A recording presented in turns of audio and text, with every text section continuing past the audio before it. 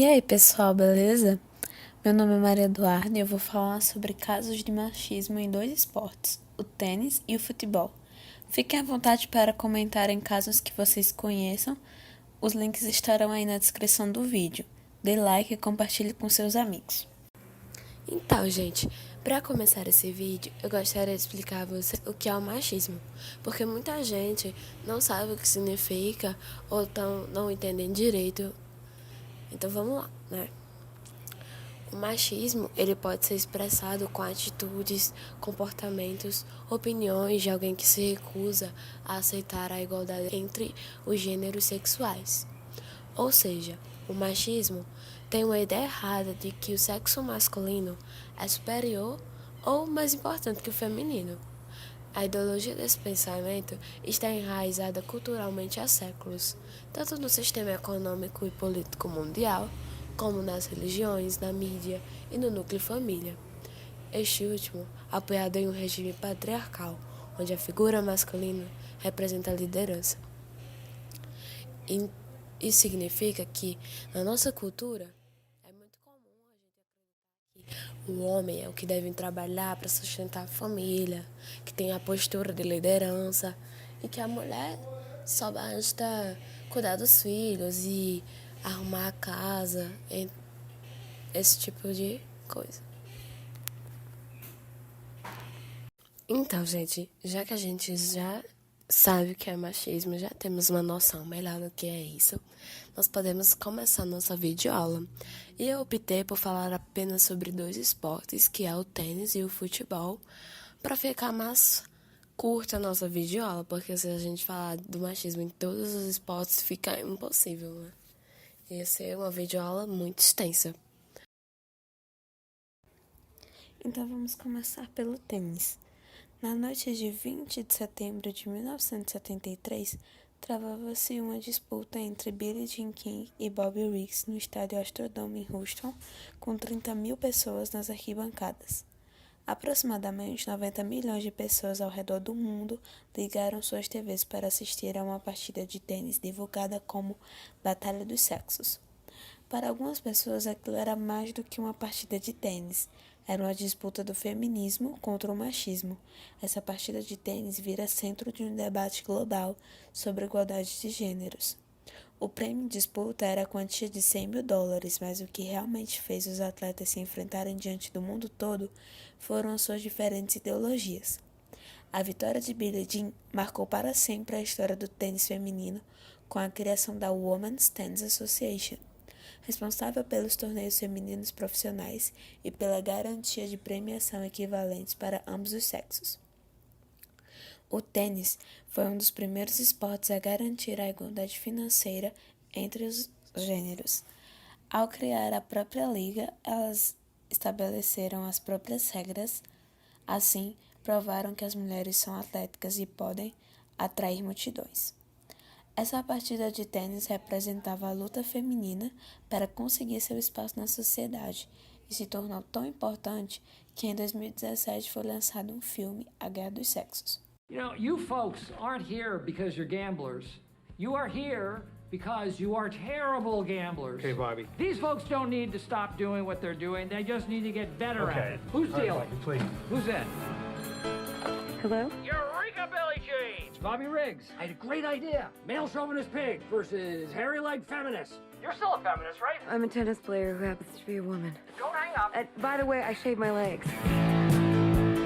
Billie Jean King, already a champion of women's rights, is now the most successful female player of all time. I am not saying that women don't belong on the court.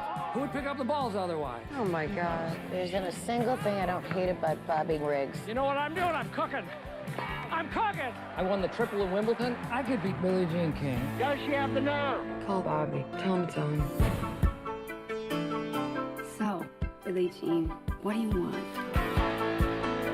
Now, don't get me wrong. I love women in the bedroom and in the kitchen. What are you talking, Bobby? The more nonsense you spout, the worse it's gonna be when you lose. I'm gonna be the best. That way I can really change things. Ladies and gentlemen, I'm gonna put the show back in chauvinism. Bobby's a clown. This whole thing's an act for him. tennis, sports, you name it. At the very top, it's the man's world. It's when we want a little bit of what you've got. That's what you can't stand. 40 million people are watching. The battle you've all been waiting to see. I'm done talking. Let's play. The battle of the sexes. O filme foi dirigido por Jonathan Dayton e narra uma disputa de tênis entre o ex-campeão Bobby Riggs, interpretado por Steve Carell, e a líder da classificação mundial Billie Jean King, interpretada por Emma Stone. Influenciados pela atenção da mídia e com ideologias diferentes, Riggs tenta reviver as vitórias do passado, enquanto King questiona sua sexualidade e luta pelos direitos das mulheres. Além do confronto, as tenistas organizaram a divulgação do evento, batalhando pela publicidade e distribuindo panfletos nas ruas da cidade. Aos poucos, elas foram conseguindo patrocinadores, público e arrecadação de dinheiro. Se esse jogo tivesse sido em 2017, não causaria surpresas, nem espantos, porque a equiparação salarial entre os gêneros ainda está longe de ser uma realidade. Porém, trata-se de uma partida dos anos de 1970, e o que está em jogo vai muito além de um troféu e do dinheiro acordado, entre Riggs e Billie Jean. O empoderamento feminino, os direitos iguais entre os gêneros e o protagonismo da mulher é o que está sendo abordado no filme e principalmente na luta de Billie Jean. Esses temas ainda são recorrentes na atualidade e merecem a nossa atenção. E é isso, galera. Eu espero que vocês tenham gostado dessa história da Billie Jean King e a luta dela para representar as mulheres no tênis. E agora nós vamos falar sobre futebol, né? Sobre a história das mulheres no futebol, que elas eram proibidas, né, de praticar. Então vamos lá. Há exatamente 40 anos, o futebol no Brasil era considerado uma prática inapropriada para as mulheres. Assinado por Getúlio Vargas em 14 de abril de 1941, durante a ditadura do Estado Novo, o artigo 54 do Decreto-Lei 3.199 afirmava que, abre aspas, as mulheres não se permitirá a prática de desportos incompatíveis com as condições de sua natureza, devendo para este efeito o Conselho Nacional de Desportos baixar as necessárias instruções às entidades desportivas do país. Durante o período de 1941 até 1979, era considerado crime uma mulher praticar esportes, impedindo qualquer chance das atletas se tornarem profissionais em qualquer modalidade que fosse considerada incompatíveis com o gênero feminino. Naquela época, era muito comum as mulheres serem associadas ao que é maternal. Ideia de que a mulher deve cuidar da família, que deve gerar os filhos fortes da nação. Além disso, via-se a mulher como algo frágil e incapaz de ter um bom desempenho como esportes de contato e violentos. Atualmente, a nossa realidade já é diferente. Existem copas e campeonatos da Liga Feminina de Futebol. Recentemente, elas estão disputando a Copa do Mundo na França. Entretanto, as pioneiras do futebol tiveram que começar de forma clandestina. Por exemplo, as jogadoras do Araguari Atlético Clube de Minas Gerais. Elas foram crescendo no futebol e chamadas para jogar em outro país, o México.